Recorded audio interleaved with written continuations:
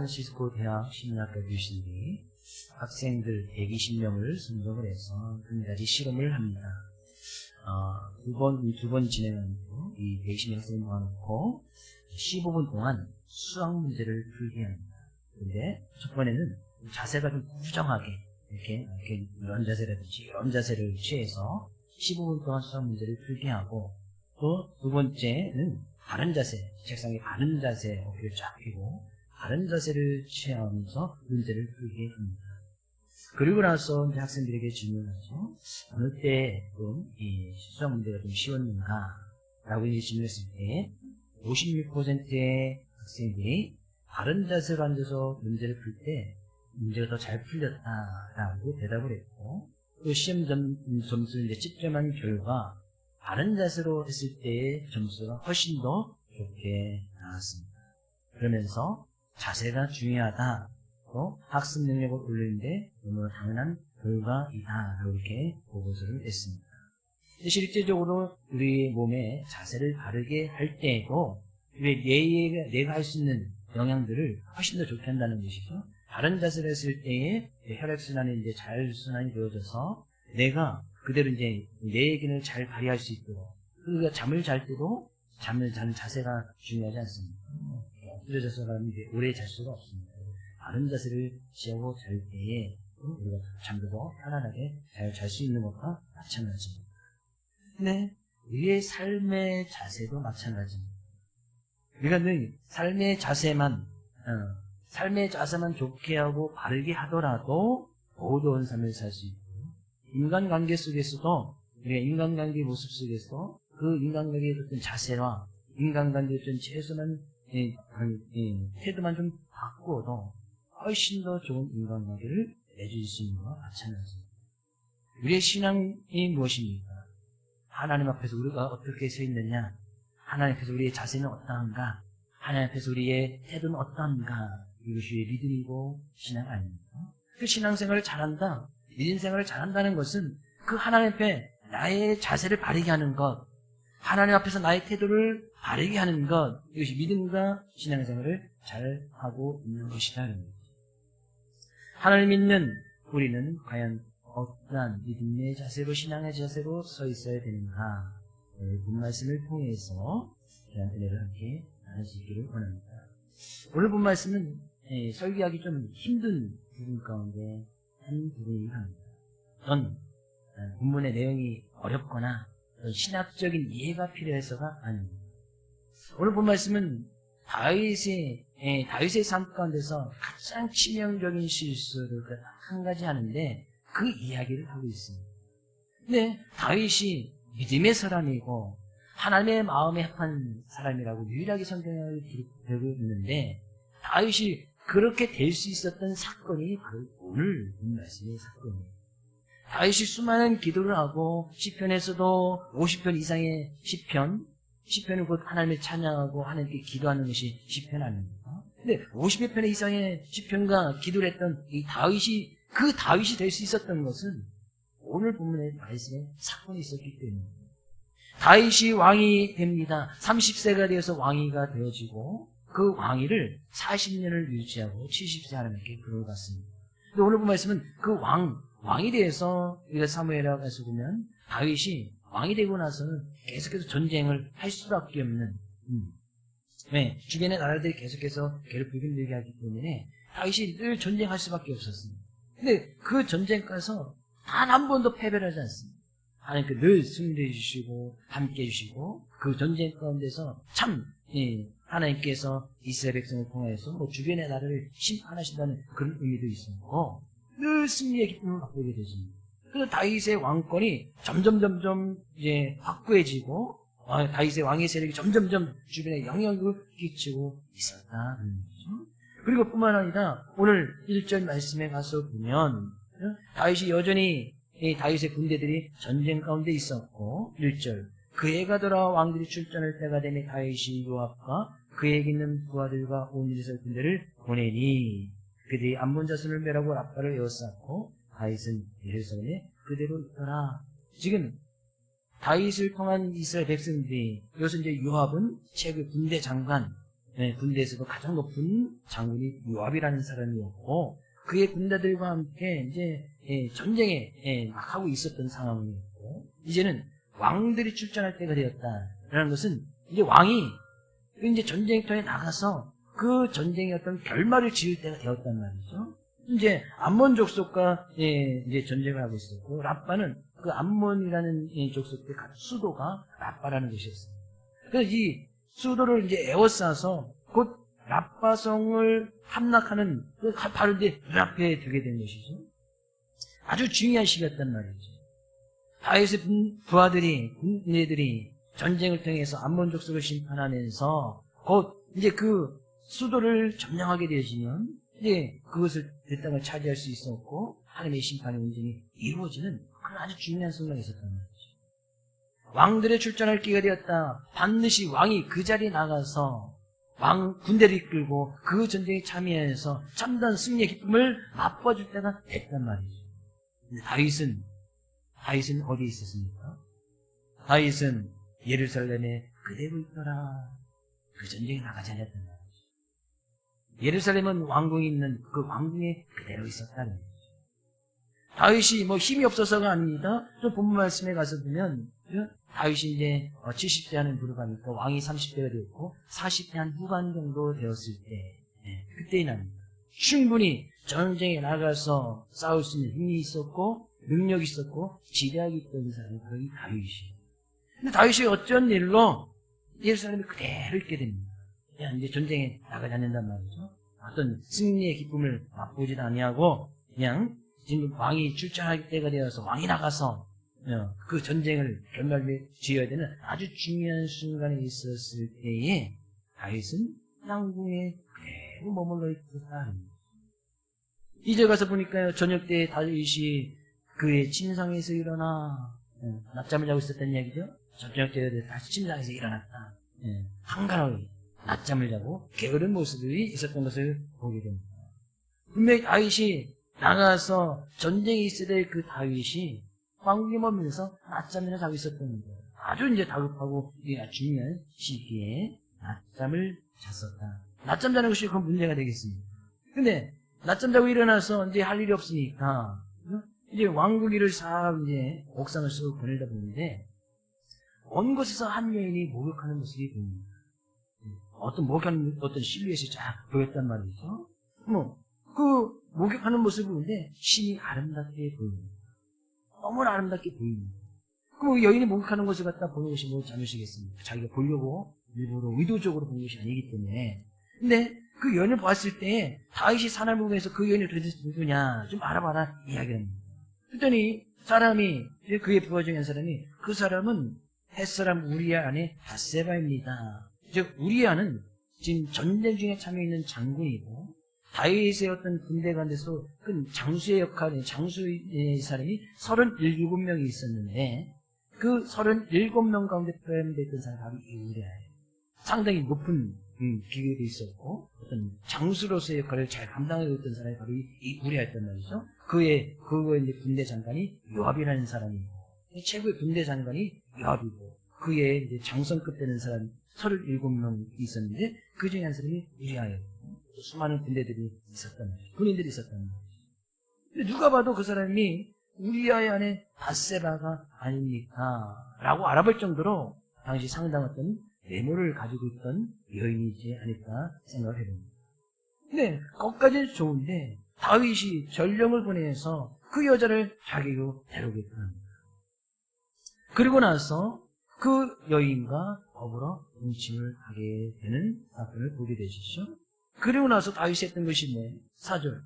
다윗이 전령을 보내어 그 여자를 자기에게로 데려오게 하고 그 여자가 그 부정함을 깨끗하게 하였으므로 더불어 동침하네. 이것은 원래는 이제 그 다윗이 그녀와 동침한 후에 그녀는 그 부정함을 깨끗하게 하였다라는 그런 의미입니다. 그러니까 그 둘이서 이제 동침하고 나서는 그 부정함을 깨끗하게 하는 어떤 의식만 가졌다 그런 겁니다. 다른 것은 우리가 그들이 동침한 것이 서로 이제 잘못된 것을 알고 그거에 대한 어떤 하나님 앞에 참된 회개와 돌이켰다는 것이 아니라 그냥 어떤 의식적인 정결만 가졌다. 그리고 나서 시간이 지나고 나서 그 여인이 임신하게 됩니다. 일단 임신한 것을 알게 될 때는 최소한 한 달, 2달 정도의 어떤 시간이 필요한 거 아니겠어요? 근데 여전히 그때까지 다윗의 군대들은 전쟁 중에 있었단 말이에요. 벌써 그 전에 1절에서도 암몬의 수도 라빠를 에워싸서 곧 그 성문이 점령하면 끝났을 그 전쟁에 다윗이 참가하지 않음으로 인해서 여전히 한 달, 2달 동안 계속 전쟁 중에 있는 전쟁의 어떤 결말이 나지 않은 그런 모습이 있었단 말이죠. 그랬을 때에 다윗이 고민합니다. 어떻게 하지? 다윗이 군대 장관이었던 요압에게 한 부하를 보내서 지금 전쟁이 되는 우리아를 아주 솔기 이제 다윗에게로 자기한테 보내라 이야기를 합니다.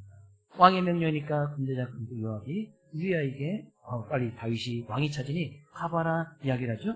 우리아가 이르게 됩니다. 다윗에게 이르게 되었을 때에 다윗이 묻습니다. 지금 군대 장관 요압은 잘 있냐?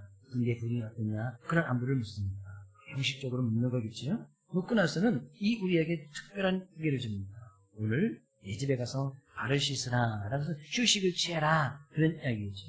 휴식을 취해라 하면서 왕의 음식 어떤 특별한 보상으로 왕의 음식을 우리아에게 주면서 집에 가서 쉴 것을 명령을 합니다. 근데 이 우리아가 그 이야기를 듣고 그날 집으로 내려가지 아니하고 왕궁을 지키고 있는 또 다른 자기의 부하들과 함께 그 왕궁 안에서 그냥 잠을 자는 거예요. 어떤 부하가 왕에게 이야기를 합니다. 우리아가 집에 내려가지 않고 왕궁에서 자더이다. 다윗이 우리아를 부르지요. 우리아를 불러서 왜 내가 이 수고를 해서 내가 이렇게 특별히 휴가를 주고 집에 가서 자라고 했는데 가지 않느냐 이 이야기를 합니다. 근데 우리아의 대답을 보십시오. 11절 우리아가 다윗에게 이르되 언약궤와 이스라엘과 유다가 야영 중에 있고 내 주 요압과 내 왕의 부하들이 바깥들에 진치고 있거늘 내가 어찌 내 집으로 가서 먹고 마시고 내 저와 같이 자리까. 아주 충성스러운 대답이죠. 지금 언약궤와 이스라엘이 언약궤는 것은 하나님의 법궤, 그래서 이 법궤는 하나님의 어떤 임재의 상징이고 하나님의 상징이었기 때문에 그들이 전쟁할 때마다 이 언약궤를 가지고 갑니다. 그래서 그런 하나님께서 전쟁 가운데서 승리를 주시고 그 전쟁 가운데 싸워주시는 분이 하나님인 것을 믿고 의지하여서 그 하나님을 의지해서는 전쟁에 승리하였기 때문에 이 언약궤를 늘 전쟁 가운데 동반을 하게 되시죠. 근데 하나님께서 지금 싸우고 계시고 자기의 군대 장관 요압도 싸우고 있고 자기의 부하들도 싸우고 있고 전쟁 중에 있는데 어찌 자기만 편히 집에서 잠을 잘 수 있겠습니까? 아주 충성스러운 대답 아니겠어요? 평상시가 떴다면 다윗이 그것에서 충분히 감동받고도 남을 만한 아주 충성스러운 대답이었습니다. 근데 다윗이 그런 이야기를 했더니 우리에게 오늘도 여기 있으리라. 내가 너를 집으로 보낼 것이다. 근데 여전히 그 우리아가 그날 밤에도 여지없이 자기의 부하들과 왕궁에서 자는 거예요. 오늘까지 읽었던 말씀은 거기까지고 그 이후에 우리아가 말을 듣지 않으니까 다윗이 한 깨를 냅니다. 요압에게 이제 편지를 하나 써서 우리아의 손에 달려서 다시 이제 군대로 다시 돌려보내게 되어지는데 그 편지의 내용은 너무나 간단합니다. 요압에게 명령하여서 너희들이 맹렬한 싸움을 할 때에 이 우리아를 가장 앞장에 세워라. 그리고 너희들은 쭉 빠져있고 나서 그 우리아를 죽게 만들어라 이야기하는 거예요. 요압은 군대 장관이었고 또 다윗에게 잘 보이려고 하는 최고 장관이었고 왕의 명령이기 때문에 왜 우리아의 장군을 죽이게끔 하지 그런 의문도 갖지 않습니다. 자기 부하를 죽이라고 이야기하고 37명 가운데 가장 우수한 장수 중에 한 명이었는데 그런 의문을 갖지 않냐고 이 요압은 왕에게 잘 보이려고 하는 그런 모습들이 있었기 때문에 그게도 요압은 어떤 왕에게 충성하는 왕의 말이라면 그냥 그대로 듣는 그런 모습이 있었기 때문에 그에 대해 저는 의문도 갖지 않냐고 왕이 명령했던 그대로 전쟁 중에 우리아 장군을 이번에 네가 가장 앞장서라 이야기를 해놓고 나서 앞에 싸울 때 군대를 싹 철수시켜서 그 우리아를 그 전쟁 중에 죽게끔 만들어요. 부하를 보내어서 우리아가 죽었습니다 이야기를 하고 그 소식을 들었던 바세바는 한참을 통곡을 하게 되어지고 다윗은 사람을 보내어서 그 바세바를 다시 취하여서 자기 아내로 삼게 되어지고 다윗이 행하였던 그 일이 여호와의 보시기에 악하였다라고 27절 말씀 고백하고 있습니다. 이 다윗이 저지르던 행위 모습입니다. 자, 우리가 살펴봐야 될 것이 바로 그런 부분이죠. 다윗은 왜 이런 범죄를 불러오는 그 죄를 계속해서 질 수밖에 없는 그런 모습 가운데 처해질 수밖에 없었을까? 1절 말씀에 우리는 그 답이 있습니다. 지금 왕이 출전해서 그 전쟁을 지어야 될 그 왕이 그 전쟁터에 있어야 될 그 다윗이 지금 어디에 있는 거예요? 왕궁에 예루살렘에 그대로 있었다. 왕이 있어야 될 자리, 위치, 왕의 자세, 분명히 거기에 있어야 될 그 왕이 예루살렘에 그대로 있는 거예요. 거기서부터 이제 제 유혹이 오게 되어지고 그 유혹을 이기지 못했던 것을 볼 수가 있습니다. 있어야 할 자리, 그 있어야 할 자리가 있지 아니하면 유혹이 옵니다. 만약에 다윗이 전쟁통에 있었더라면 한 여인이 목욕하는 그 모습 볼 수도 없었겠지만 그런 유혹에 빠지지 아니었을 거예요. 다윗이 지금 어디에 있는 거예요? 지금 그런 왕으로서의 위치, 그 위치를 잃어버리고 왕의 자리를 잃어버리고 자기만 편안하게 왕궁에서 낮잠을 자고 있었다는, 낮잠 자는 그 자체는 문제가 되지 않겠지. 그러나 자기의 부하들이, 군대들이 지금 왕이 필요한 그 시기에, 왕이 출전할 때가 되었을 그 시기에 여전히 자기가 해야 될 일을 하지 아니하고 왕궁 속에 그대로 머물러 있었을 때 죄의 욕이라는 것이 바로 그럴 때 오더라는 거죠. 한 여인이 목욕하는 모습을 보게 되어졌을 때 그 안목의 정욕, 눈으로 볼 수 있는 그 정욕을 다윗이 이기지 못하는 거예요. 그러니까 눈에 보이는 것 그 자체는 문제가 되지 않지요. 자기가 의도적으로 창문 밑에 숨어서 보려고 했던 것이 아니기 때문에 눈에 보이는 것, 그것이 무슨 문제가 되겠습니까? 하나님 앞에 바로 서 있었던 이 다윗이었더라면, 평상시에 다윗이 같았다면 그것은 전혀 개의치 아니하고 그냥 넘어갔을 그런 문제예요. 그런 사건이었단 말이죠. 근데 자기가 있어야 될 그 위치 안에 있게 되었을 때에 그런 목욕하는 여인의 그 모습을 우연찮게 보였지만 그때의 안목의 정욕을 통해서 그의 가운데 어떤 탐욕이라는 것이, 욕심이라는 것이 싹 들어가더라고요. 자기의 충성스러운 부하였던 그 아내, 다윗이 왕이 되어서 그에 부족한 것이 무엇이 있습니까? 벌써 그에게는 부인들이 있었고 자녀들도 있었고 그게 부족한 것이 하나도 없는 그런 왕의 위치에 있던 사람 아니었습니까? 근데 또 다른 아내를 탐하게 되었습니다. 죄라는 것은 또 다른 죄를 불러오게끔 마련이죠. 안목의 정욕에 빠졌던 이 다윗은 결국에 우리가 구약성경에 나타나는 10가지 계명, 10계명 아시죠? 10가지 계명을 다 어기게 되는 아주 큰 범죄를 저지르게 돼요. 한 여인이 목욕하는 모습을 보고 순간 탐심을 품으로 인해서 남의 것을 탐하지 말라, 특히 이웃의 아내를 탐하지 말라고 이야기했는데 이웃의 남의 것을 탐하게 되어지는 10번째 계명을 어기게 되어지고 분명히 우리 아내, 자기 부인의, 우리아의 장군의 아내였던 이 여인을 시험을 해서 남의 것을 도둑질하는, 도둑질하지 말라라는 제8계명을 어기게 되어지고, 다윗이 강제적으로 바세바를 자기가 침실로 끌어들여서 공침함으로 인해서 제7번째 계명, 간음하지 말라는 계명도 어기게 되어지고, 다윗이 동침했던 이 바세바가 아이를 임신하게 되어지자 우리아를 강제적으로 불러서 휴가를 주면서 우리아가 마치 우리아의 아내인 것처럼 만들려고 하는 거짓 증거한, 거짓 알리바이를 꾸미는 거 아니겠습니까? 거짓 증거하지 말라는 제 9번째 계명도 범하게 됩니다. 바세바가 동침하고 나니까 그 우리아가 집에 가지 않자 전쟁터에 내보내서 이 전쟁터에서 이 우리아를 죽게 만드는, 다윗이 직접 죽이진 않지만 살인 교사시킨 거 아니겠어요? 요압 장군에게 명령해서 우리아를 죽여라. 그럼 실제적으로 살인 교사를 시킨 것이 다윗 아니겠어요? 살인하지 말라는 제 6번째 계명도 어기게 됩니다.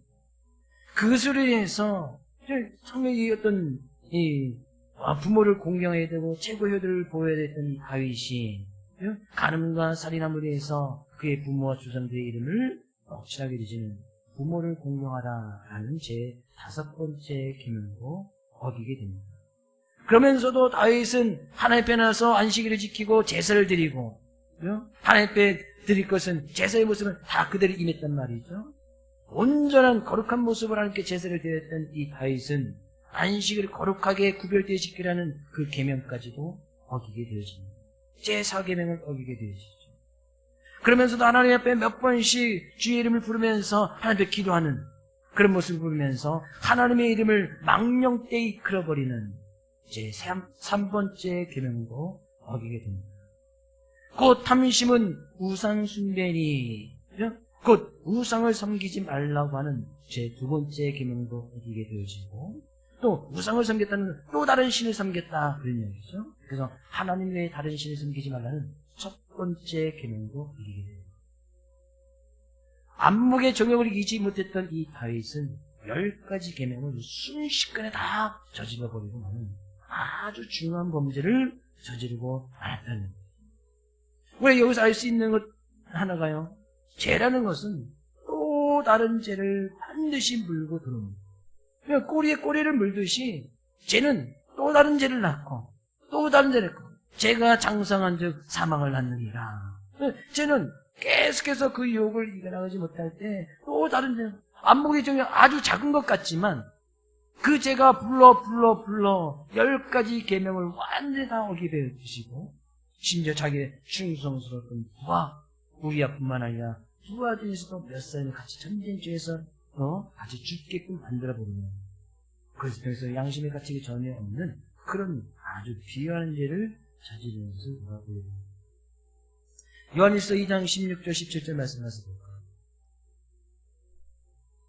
요한일서 2장 16절 17절 같이 한번 읽어보겠습니다. 이는 세상에 있는 모든 것이 육신의 정욕과 안목의 정욕과 이생의 자랑이니 다 아버지께로부터 온 것이 아니요 세상으로부터 온 것이라. 이 세상도 그 정욕도 지나가되 오직 하나님의 뜻을 행하는 자는 영원히 거하느니라. 이 세상의 모든 것은 육신의 정욕, 안목의 정욕, 이생의 자랑이다. 이 세상에 제약된 그런 모든 모습들은 이 3가지 범죄 안에 다 들어간다. 육체의 정욕을 이기지 못해서 나타나는 범죄, 안목의 정욕, 눈으로를 통해서 그 눈의 욕심을 통해서 저지른 그런 범죄, 사람의 자랑, 권력, 힘을 자랑하는 그것을 통해서 오는 범죄 안에 이 세상 모든 범죄가 다 여기서부터 출발이 된다는 거예요. 평상시 같던 다윗의 모습은 이런 안목의 정욕, 육신의 정욕에 죄의 욕이 왔을 때 분명히 이겨나갔을 거예요. 근데 왜 그런 범죄를 저질러 있는가? 왕이 있어야 될 그 위치, 왕이 있어야 될 그 자리에 있지 아니하고 분명히 그 하나님 옆에서 바른 자세를 취하고 있었더라면 그런 유혹조차 분명히 이겨나갔을 텐데 그런 바른 자세를 취하지 않고 자기가 있어야 될 자리에 있지 아니하니까 그런 유혹에 쉽게 넘어가 버렸다. 하나님 믿는 하나님의 자녀의 백성들은 분명히 자녀다운 위치가 있습니다. 하나님의 백성다운 위치가 있습니다. 아내는 아내들이 짓게 될 위치가 있지요. 남편들은 남편들이 짓게 될 그런 분명한 자리가 있습니다. 성도면 성도들이 짓게 될 분명한 그 자리가 있습니다. 하나님 앞에서 취할 분명한 태도가 있단 말이죠. 아내로서 하나님 앞에서 약점한 것이 있고 어떤 그대 분명한 취할 태도가 있는데 그 태도를 취하지 아니하고 그 자리를 벗어나면 죄의 유혹에 오게 되어지고 그 죄유혹에 쉽게 빠져버리더라. 우리는 과연 그런 하나님 앞에서 어떤 태도를 지금 취하고 있으며 내가 성도로서 하나님의 자녀로서 나에게 준 직분과 달란트에서 어떤 자리에 지금 머무르고 있는지 우리 자신 한번 잘 되돌아보시기를 바랍니다. 하나님을 예배드릴 수 있는 이 자리, 우리들이 있어야 될 자리가 맞지요? 아닌가요? 오늘 주의 날 하나님께서 택하신 이 날에 하나님을 예배할 수 있는데 그 성도는 어디에 있어야 됩니까? 여기 있어야겠지요? 지금 이 시간에 딴 데 가 있으면 안 되겠지요? 됩니까? 안 됩니까? 안 되나요? 되나요? 안 되죠? 그럼 저도 주일날 좀 딴 데 좀 가 있어도 되나요? 안 되나요? 목사는 안 되고 성도는 되고 그런 논리는 성경 관계 없죠. 하나님 앞에서 다 똑같은 예배자의 입장이 있기 때문에 분명히 있어야 할 자리에 있어야 돼요. 남편 있어야 될 때 분명히 있어야 되지요. 분명히 다윗은 아내들이 벌써 몇 명이나 있어요. 자녀들도 있었고. 근데 그 남편의 위치를 지키지 않는 거예요. 다윗이 몇 명의 부인이 있었다 하나님 앞에서 그것이 올바른 모습은 아니지. 그것을 위해서 다윗이 나중에 또 큰 어려움을 당해요. 자녀들이 많은 것을 인해서, 부인이 많은 것을 인해서 어려움을 당하는 이 모습도 이 부분에서 있습니다. 분명히 성도면, 자녀면, 남편이면, 아내면 자기가 있어야 할 자리가 분명히 있다는 거죠. 하나님 앞에서 우리 이것은 이제 코람데오라고 얘기했는데 하나님 앞에서 내가 분명히 취해야 할 태도가 분명히 있단 말이죠. 그런 있어야 될 위치에 자리에 있지 않으니까 다윗이 오늘 본 말씀에 하나님의 말씀을 통해서 자기 자신을 점검했다거나 그런 하나님께 기도하는 모습이 전혀 나타나지 않습니다. 평상시에 다윗의 모습을 갖다라면 하나님의 말씀을 통해서 자기를 정화시키고 깨끗하게 하고 그런 하나님께 분명히 기도했을 거예요. 근데 안목의 정욕에 눈이 멀었던 자기가 있어야 될 위치 안에 있던 이 다윗은 하나님께 기도하지 않습니다. 다윗이 한 번이라도 하나님께 기도했더라면 하나님 우리의 아내 바세바가 너무나 아름답게 보이는데 내가 그 여인을 취해서 동침하고 부인 삼아도 되겠습니까? 라고 기도했더라면 하나님께 뭐라고 응답하셨을까요? 그래, 응답대로 해먹겠나요? 다윗이 기도하지 않는 이유 뻔하지 않습니까? 응답이 바로 오니까 기도하지 않는 거. 그렇게 기도하면 하나님께서 반드시 안 돼, 너 할 걸 아니까 응답이 바로 오니까 기도하지 않는 거. 기도하지 않는 것은 성경 가운데 최고의 교만 가운데 하나입니다. 왜? 하나님이 필요 없다는 거 아니겠어요? 하나님의 말씀이 필요 없다는 거예요. 이제 하나님의 말씀에 인정을 받지 않겠다는 거예요. 그냥 자기가 하고 싶은 대로 자기 뜻대로 하고 싶다는 거예요. 그러니까 기도하지 않습니다. 그냥 내 마음대로 내 뜻대로 내가 하고 싶은 대로 내 인생 내 마음대로 살아가겠다는 거예요. 그러니까 기도하지 않는 거예요. 하나님의 뜻을 구하지 않습니다. 하나님의 말씀으로 자기 자신을 점검하지 않습니다. 그러니까 기도하지 않는 거예요. 그래서 기도는 최고의 교만 가운데 하나가 기도하지 않는 것이 교만 가운데 하나예요. 내가 내 마음대로 하고 싶으니까 기도하지 않고 기도하면 바로 응답이 오니까 기도하지 않고 자기가 하나님보다 더 훨씬 더 위에 있다. 그것이 최고의 교만 아니겠습니까? 우리의 삶 가운데서 믿음의 자리를 지켜가면서 하나님의 자녀다운 백성다운 모습을 살아가면서 기도하지 않는 이유를 한번 잘 생각해 보십시오. 하나님의 말씀으로 나의 삶을 점검하지 않는 이유를 잘 생각해 보십시오. 나의 믿음의 자리, 위치가 내가 있어야 될 그 위치와 자리에서 벗어나 있지는 않는지 한번 잘 생각해 보란 말이죠. 내가 왜 기도하지 않지? 내가 왜 하나님의 말씀으로 나의 삶을 점검하지 않지? 잘 생각해 보면 내가 있어야 될 위치에서 벗어날 확률이 100%입니다. 벗어나 있으니까 기도하지 않는 거예요. 그러면 빨리 원래 있어야 될 자리로 돌아오면 되지. 다윗이 이 사건을 통해서 왜 다윗을 하나님의 마음에 합한 사람이라고 유일하게 다윗을 기록하고 있었을까? 이유예요. 다윗이 얼마나 철저하게 회개하고 돌이키고 몸부림치는지 성경은 기록하고 있습니다. 하나님께서 그 모습을 보십니다. 그럼 우리는 본 말씀 통해서 다윗도 믿음의 사람 실수할 수 있으니까 우리도 실수해도 된다. 그런 이야기를 하는 건 아니겠지. 믿음의 사람이 믿음의 자리에 있지 아니하니까 하나님 앞에서 취해야 될 그 태도를 취하지 않으니까 제 유혹에 쉽게 넘어가더라. 그러니 우리는 우리가 있을 그 자리에 하나님 앞에서 취해야 될 그 태도를 취하고 바른 자세를 취하고 믿음과 신앙생활을 지켜 나가야 한다. 그런 이야기예요. 과연 우리는 그런 하나님 앞에서 어떤 삶의 모습과 삶의 태도를 취하고 있습니다. 행여나 바른 자세를 취하고 있지 않는 그런 모습이 있다면 다시 주의 말씀 붙들 수 있기를 주의 이름으로 축복을 드립니다. 하나님 앞에 기도하며 나갈 수 있기를 주의 이름으로 축복을 드립니다. 나의 삶 가운데 기도가 없다는 것, 그것만큼 교만한 모습은 없다. 내가 왜 하나님 앞에 기도하지 않을까? 다윗이 한 번만 기도했더라면 그의 삶 가운데 가장 수치스럽고 부끄러운 부분은 없지 않았을까? 그래서 제가 초기에 말씀드렸듯이 설교하기가 상당히 힘든 부분 가운데 하나라고 말씀드립니다.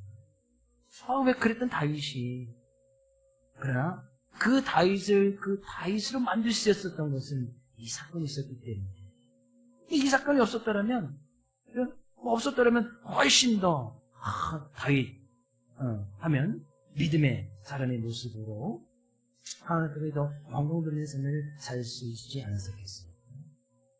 행여나 지금 실수하고 넘어져서 내 삶의 위치 가운데서 벗어난 부분이 있다면 회개하며 돌이키며 나갈 수 있기를 주의 이름으로 축복을 드립니다. 주의 말씀으로 다시 우리의 삶을 점검하고 하나님 앞에 기도함으로 다시 나의 위치를 정위치, 하나님 앞에서 바른 자세를 취할 수 있기를 주의 이름으로 축복을 드립니다. 그래서 우리가 걸어가야 할 그 길, 바른 자세를 취하고 걸어갈 때 그 사람은 믿음에서 당당한 승리의 모습이 있는 거 아니겠습니까? 길을 걸어가는 사람 보아도 넓고 부정하게 땅만 쳐다보고 다니는 사람 보면 저 사람 무슨 문제 있나? 어려움이 있나? 땅 보고 다니면서 100원짜리 동전도 쓰지 않기 때문에 동전도 안 떨어져 있더라고요. 예전에는 땅 수고 다니면 그래도 재수 좋으면 하루에 500원씩 건졌는데 요즘 동전을 안 쓰시니까 동전 떨어뜨리고 뭔가 문제가 있고 힘이 없는 쫙 젖어 있는 그런 모습, 별로 보기에도 좋지 않은 자세 아니겠습니까? 하나님 앞에서 좀 믿음의 모습으로 좀 당당하게 바른 자세를 취해서 걸을 때도 믿음의 사람 좀 당당하게, 난 하나님의 자녀, 하나님의 백성이니 좀 당당하게 바른 자세로 믿음의 승리의 모습으로 한 주간도 그런 하나님을 나타내고 지금 가면 나가는 사랑하는 모든 성도들 될 수 있기를 주의 이름으로 축복을 드립니다.